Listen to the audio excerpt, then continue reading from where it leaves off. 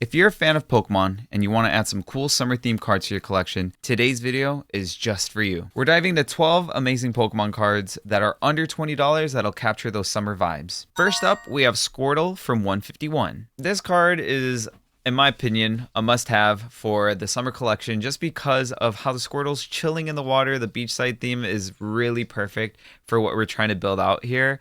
Unfortunately, this card does run upwards to like $40 in English, but you can pick up a Japanese copy for around 10 bucks. So it's a really great way to add a classic starter into your collection and a very perfect card for our summer theme. Next, we have Alolan Dugtrio. This card is perfect for summer, especially with the colors that it has, and the Alolan setting just screams vacation. This card goes for about $5 in English and $2 in Japanese, so it's a really budget-friendly card to add to your collection. Now, if you want a card with even more tropical energy, look no further than the Tapu Koko EX from Paradox Rift.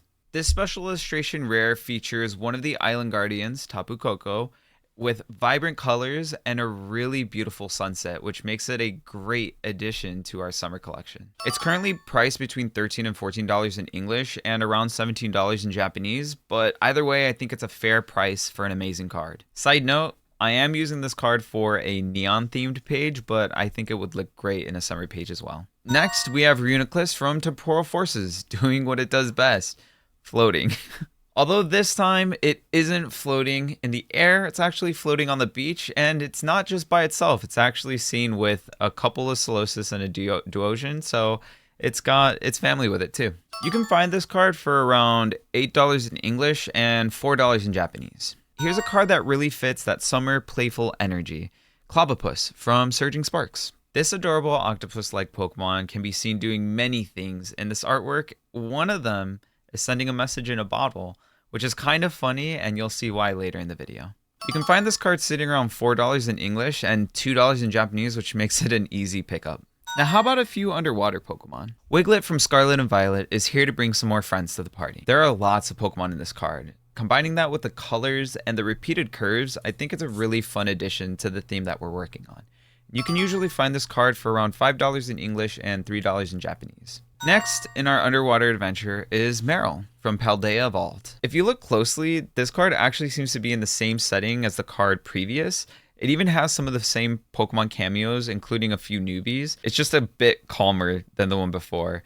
Still a great addition to the summer collection. Unfortunately, this card does sit a little bit outside of a budget at $21, but you can pick up a Japanese one for around $8. And something I haven't mentioned before is that you can actually get cards at a slightly worse condition and save a few bucks. So if you get a light play Marill in English, you can probably still pick it up for around 18 or 19. And the last of our underwater trio is Veluza from Paradox Rift. And although this card is a bit darker than the other cards we've shown so far, there are still some vibrant colors that pop. And I just think it's a fun addition with the jet stream of Veluza and the little adventurous Staryu. This card currently sits at around $5 in English and $2 in Japanese, which makes it a super easy pickup.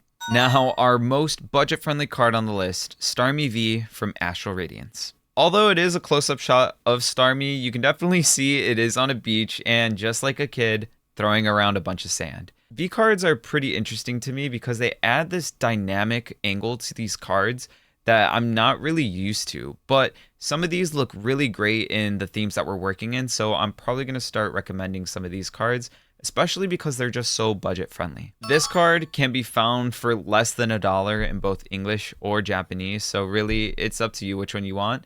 I think it's a fun addition to the collection though. The next Pokemon we're going to be talking about actually has 3 different versions we're going to be recommending, and it's a fan favorite, Lapras. The first being Lapras V from Sword and Shield. Here's another V card that I think fits the vibes of our summer theme with it crashing through these giant waves.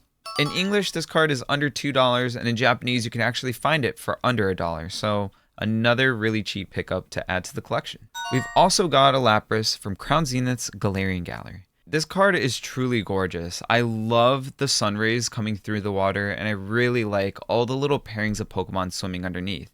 This card in English sits around $7 to $8, where the Japanese one actually sits at $4. Another card that has the silver and yellow border, so if you prefer one over the other, go ahead and pick your choice. Either way, the artwork is phenomenal. The last Lapras belongs to someone special, Kanto's water gym leader, Misty. There's just a wonderful, peaceful vibe coming from the two, just relaxing, sleeping on the beach. Great card, but unfortunately, it does sit well above our budget in English. Fortunately, we can pick up the Japanese copy for only $10, so don't sleep on this card. Now's the part for our honorable mentions. The first is actually another of Misty's Pokemon, Psyduck. Both Misty and Psyduck can be seen cooling off, taking a swim in a lake, an ocean, one of the two, maybe a pool, who knows. But this card sits at $18 in Japanese and unfortunately way out of our budget in English. It's kind of closer to that $20 mark, which is why I had it as an honorable mention, but it's still a really cool card, and if you want to pick it up, go for it. The last three honorable mentions actually come out in a set that releases today, Black Volt and White Flare. Now, I recommend waiting a little bit before picking these cards up. Usually, cards settle after anywhere between 3 to 6 months is what I've seen. I haven't been in the collecting hobby too long, but from what I've noticed, that's pretty much when cards start to settle down in price. So if you're okay with spending the price that they're at now, go for it. But if you want to potentially save some more money, I would wait a little longer before picking these up. Our first card is Dwebble. In this artwork, you see the little critter stumbling upon a message in a bottle, and maybe it's actually from the Clobbopus from before. Either way, this card is currently sitting at $8 in Japanese, and there's no sales data on the English one yet. Next is Dewott. I think Tyra Kitsu did a really great job with this art. I love that it shows Dewott training over the pool, kicking around some logs, and I love all the colors in this artwork.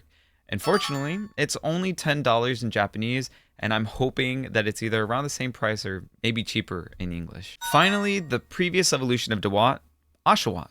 This is a great artwork of Oshawott just snoozing away on a hammock as the tide starts rolling in. This card sits above our budget at around $27 for the Japanese copy.